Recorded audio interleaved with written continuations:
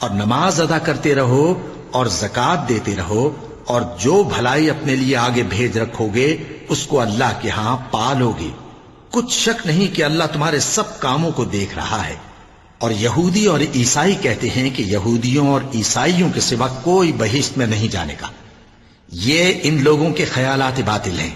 اے پیغمبر ان سے کہہ دو کہ اگر سچے ہو تو دلیل پیش کرو۔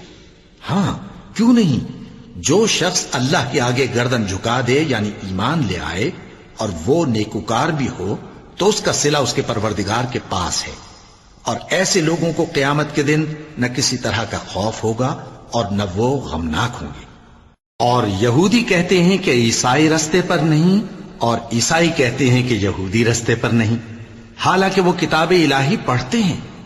اسی طرح بالکل انہی کسی بات وہ لوگ کہتے ہیں جو کچھ نہیں جانتے یعنی مشرک۔ تو جس بات میں یہ لوگ اختلاف کر رہے ہیں اللہ قیامت کے دن اس کا ان میں فیصلہ کر دے گا۔